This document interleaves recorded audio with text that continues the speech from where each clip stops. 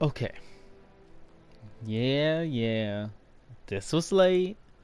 I'm sorry. I've been really busy, but we're back. This time around, we have Shrine, or Burnout, as it's called now. There's a few different ways this map is played, or can be played out, but I'll be going over the most common ways, and same points as the previous ones. Without further ado, let's just jump into it. Lol. Anyway, right off the bat, we have mid. Holding mid. Mid is the entire center around this pillar here. Now, on this map, mainly what people tend to do is try to force your opponent outside. Just spawn outside at all times. In the event that someone spawns inside, most of the time the people inside here will just kind of collapse on that guy. On those two guys. Whatever people it is, they just collapse on them.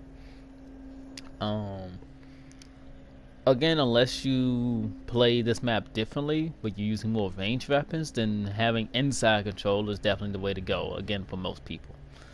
But we're not really talking to like the methods for holding outside. If you want to be outside, we're not gonna talk about that.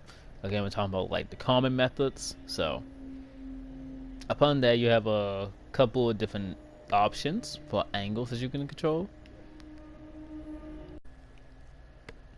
So you got the fucking controller, man. You got the bridge angles where you can see somebody on the head glitch down there. Oh shit. Different little angles. Same thing on the other side, basically. Similarities. Man, my controller is killing me right now, bro. If you need to fight inside, same thing. I thought I'll share this little clip as well. There's a little cheeky angle here. It's not the most utilized one, but it is a little thing you can do here. You got the rotators. So from whatever I do on the east or the west side, just apply that same logic to the other side. So if I do something like being on rotate on this side, just apply what I do here to the other side as well. So that way it's not like, I'm repeating myself essentially. You see this fucking controller, man. And then you got the angles that you can do out there.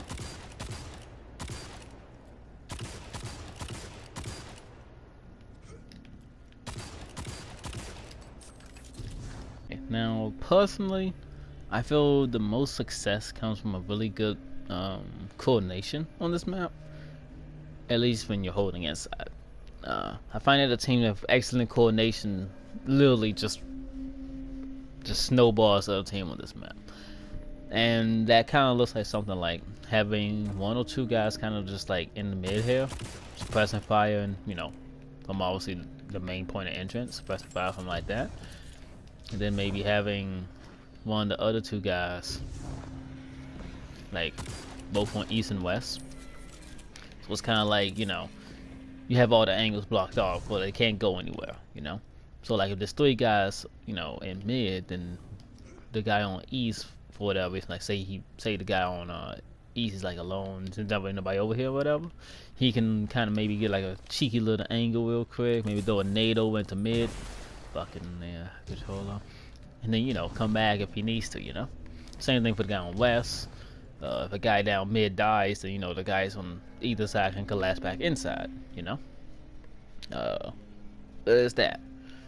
I do want to say that the people that's on east and west do, like if you guys do end up doing something like this, whoever's on east or west do need to be mindful of this, because obviously if they push in and this rotator's up, like splitting you from your team, that could be bad. Unless your team obviously accounts for it and want that to happen and want to bait it or whatever, then that's do you. But just again, be mindful that if you're over here, trying to solo east side or whatever, or west side, and they notice that the rotator is up, they can just push in and kill you pretty easily and not have to worry too much about your teammates helping you.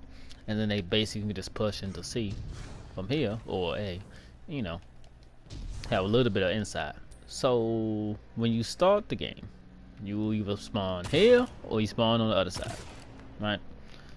Now, typically, most people tend to just run up in mid, and you guys have a grudge match here, throwing nades and all that. And then there's maybe a couple guys that go bridge or backseat, vice versa for the other side. It's very rarely that someone goes outside. The person that goes outside, and that's a high risk, high reward type of thing, because not many people expect it, right? So you can get like a pretty cheeky flank off, and that could catch your opponent off guard. They're not expecting it. The problem is obviously that's leaving your people that's inside a man down, so then it could be a 3v1 or 3v4 situation. But yeah, what you can do off spawn is either rush up, get an angle somewhere, knowing that the opponent's gonna come up, throw a nade over or whatever. If you see some people going bridge, you can kind of get an angle like here. Same thing on the other side, similar. You get an angle there, and just like peek it. They're gonna go up there or whatever. Same thing for there, they go back there. Obviously again, same thing for the other side. If they decide they're gonna push back or whatever, you can use the walls to bait. It's just a couple of different things you can do to spice up stuff here.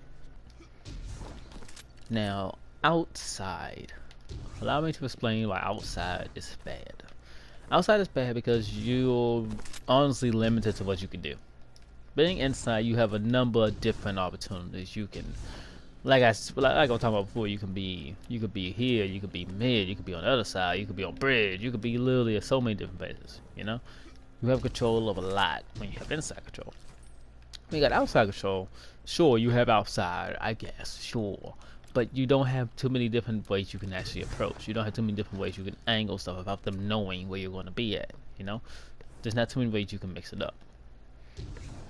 What you could do though, you can have your team quad push one direction. Quad push one direction aggressively. That's one thing you can do. You can have one guy or two guys or whatever, have a team fight. Say you guys having a team fight, you can have like all four you guys do, same team fight. Maybe one day and push up, or essentially when you get a pick, you need to push it. Essentially, that's kind of what it boils down to. You get a pick, you gotta push it. However you do it, someone goes on a flank and get it. One guy goes on, to west, while the other 2 or 3 guys going to east. However you do it, once you get a pick, once someone gets inside, you all need to push. You guys can either try to get inside as quickly as possible when you get a pick down, or if you see your teammate pushing in, you need to push in with them, regardless of what's going on. Like if you got one teammate inside, like say for example, I'm in here already, right? I pushed in. And there's 2 guys on me, right? That means that there's 2 less guys on your 3 teammates. Those 3 teammates need to push those 2 guys and win that fight, and then get in here as quickly as possible. Even if I die, it's fine. My teammates got inside, and now we should have inside control. Now I touched on this before. I was like, in the event that someone spawns inside, people that's inside already will just casually, collapse on that guy. The inside spawns are as such. You can spawn back there. You can spawn I think you can spawn anywhere back here, like back in this little direction, and you can spawn here. These are typically the spawn points for inside. If any one of the people in here already sees red there, you're already limited what you can do back there. You need to you can try to get a pick. You could try to do a little things, or you could just be good with your teammates if you spawn in here. But either way, you're limited. It's not looking good if you spawn in here. It's not looking good. Which again is why having outside spawn is bad. Because it's really easy to die if you spawn in here alone. Yeah. Then we talk about the other spawn points too. I forgot to even go over those. Again, I'm really sorry for the structure of this vid, but I apologize. Over there spawn, basically all out here. This entire long ass thing is basically a spawn point. Literally, you can't really spawn anywhere else. Oh, I mean, you can spawn here, but besides that, I think that's it. I think I went over pretty much everything. Oh, and in the event that you play control on this map, you most definitely want A and C. The A and C. That's it. You don't want B. Because again, that's outside. You don't want outside control.